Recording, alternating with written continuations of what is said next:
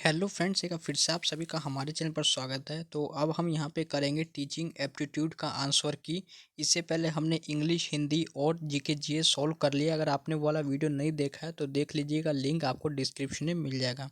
उसके बाद हम यहाँ पे इसका आंसर की निकालेंगे और इसका आंसर की और जो ऑफिशियल आंसर की आएगा उसमें आपको 2 से 3 नंबर का डिफरेंस देखने को मिल सकता है। क्योंकि बेसिकली यहाँ पे टीचिंग एप्टीट्यूड क्या हुआ कि आप किस तरह से बच्चों को देखते हैं, या आपको माहौल देखना होता है टीचिंग लर्निंग का। तो सबका अपना अपना नज़रिया होता है। मान लीजिए हमने अपने नज़र से इसको आंसर सही माना है, लेकिन जो इसका ऑफिशियल आंसर किया आएगा, जो भी इसका आंसर चेक करते हैं, तो उनका अपना नज़रिया होता है। तो इसलिए इसमें आंसर में थोड़ा बहुत वेरिएशन हो सकता है। तो आप लोग इसको देख लीजिएगा। लेकिन हम यहाँ पे मैक्सिमम कोशिश करेंगे कि बिल्कुल सही आंसर बताएं। और इस बार क्या हुआ कि इसमें कुछ क्वेश्चन जीके का भी ऐड कर दिया गया है, जो कि पहले ऐसा होता नहीं था। तो आप लोग इसको एक बार देख लीजिएगा क्वेश्चन को। तो सबसे पहले हम देखेंगे क्वेश्चन नंबर 96। आप लोग हिंदी में वीडियो को पॉज करके पढ़ सकते हैं, बाकी क्वेश्चन सेम ही है और ये हमारा सेट सी है। तो आप अपना क्वेश्चन पेपर में मिला लीजिएगा क्वेश्चन सबको। तो क्वेश्चन नंबर 96 हो गया आपका, वो was the first Indian to win an individual medal in Olympics. तो इसका आंसर हो जाएगा option number D, K D Jadhav. मैं यहाँ पे आपको लिख भी दे रहा हूँ ताकि आपको कोई भी डाउट ना हो। उसके बाद है क्वेश्चन नंबर यहाँ पे 97, which of the following is are linked with the financial sector of India and controlled by the Reserve Bank of India, जिसको आरबीआई बोला जाता है। तो इसका आंसर हो जाएगा आपका option number A, commercial bank. उसके बाद है question number 98, being the science of wisdom philosophy aims at. तो 98 का आंसर हो जाएगा आपका option number B, search of reality. उसके बाद है question number 99, consider the following statement regarding the fundamental pillars in NEP 2020। तो यहाँ पे एनईपी से भी काफ़ी क्वेश्चन पूछे गए हैं। तो इसका आंसर हो जाएगा आपका सही, सभी यहाँ पे सही है। तो ऑप्शन नंबर डी हो जाएगा आपका क्वेश्चन नंबर 99 का। उसके बाद है क्वेश्चन नंबर 100। तो ये भी दे सकते हैं, एनईपी से क्वेश्चन पूछा गया। तो what are the classes with which cover at middle stage according to NEP 2020 new curricular structure. तो इसका आंसर आपको हो जाएगा 100 का option number B, class 6 to 8। तो आपको पता होना चाहिए, इसका आंसर बी हो गया। और यहाँ पे इसका रूल था 5+3+3+4।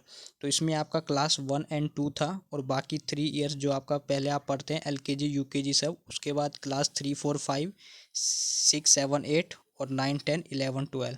तो इस तरह से यहाँ पे एनईपी 2020 में स्ट्रक्चर है। उसके बाद 101 में पूछा था, symposium is a type of. तो इसका आंसर था आपका option number B, discussion method है ये। उसके बाद है question number 102, why is teacher training necessary.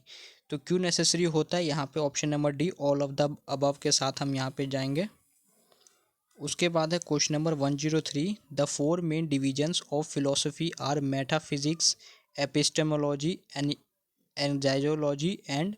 तो इसका आपको एक और ऑप्शन बताना था, इसका आंसर हो जाएगा आपका ऑप्शन नंबर बी, लॉजिक। उसके बाद है क्वेश्चन नंबर 104, ये सीटेट में भी क्वेश्चन काफ़ी बार पूछा जाता है, जो 104 में दिया हुआ है, emotions and cognition are dash each other. तो इसका आंसर हो जाएगा इंटर वुमन विथ, यानी कि इंटर रिलेटेड होते हैं। इसका आंसर हो जाएगा ऑप्शन नंबर सी। उसके बाद है 105 में, problem of wastage and stagnation is primarily related to which level of education. तो इसका आंसर हो जाएगा आपका option number B, primary level.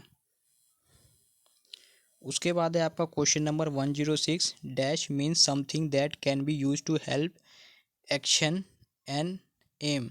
तो इसका आंसर हो जाएगा आपका ऑप्शन नंबर बी, रिसोर्स।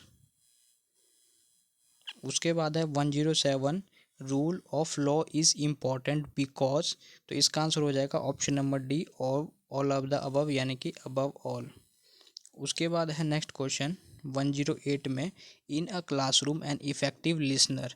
तो 108 में थोड़ा सा डाउट है इसमें, हमको तो वैसे मैक्सिमम लग रहा है कि इसका आंसर सी होगा, और बाकी कुछ कुछ इसका आंसर ऑप्शन नंबर ए भी लग सकता है।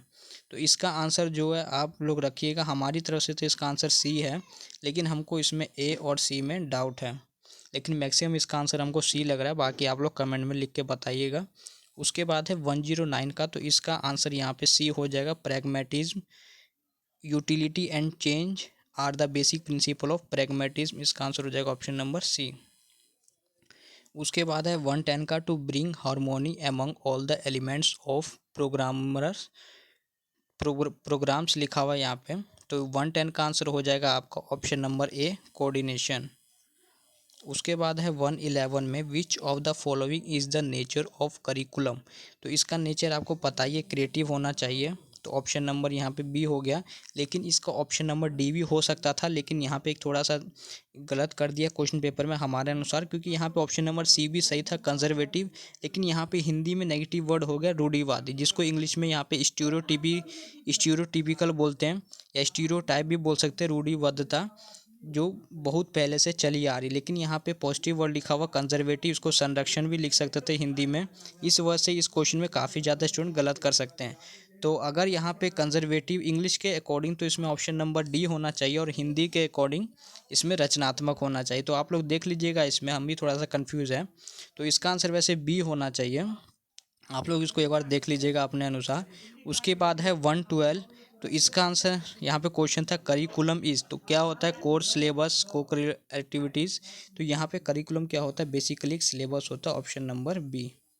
उसके बाद है 113 में peer group is a group whose member share.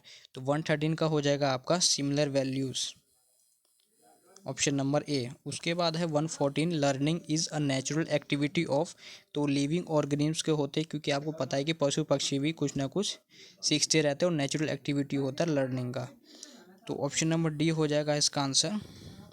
उसके बाद है यहाँ पे 115 का देखेंगे, teaching learning process is a journey from. तो 115 का आंसर हो जाएगा आपका ऑप्शन नंबर डी, ऑल। उसके बाद है effectiveness of teaching has to be जज इन टर्म्स ऑफ। तो इसका आंसर हो जाएगा option number D, learning outcomes of student. इसमें मैक्सिमम स्टूडेंट होंगे जो ऑप्शन नंबर बी को टिक कर देंगे, लेकिन ऐसा नहीं होता है।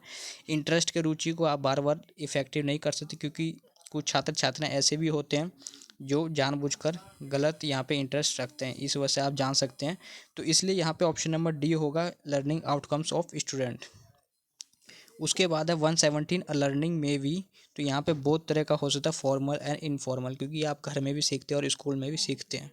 उसके बाद question number 118 the main task of educational computer is. तो 118 का हो जाएगा answer option number D, all of the above, और इसका हो जाएगा आंसर ऑप्शन नंबर सी।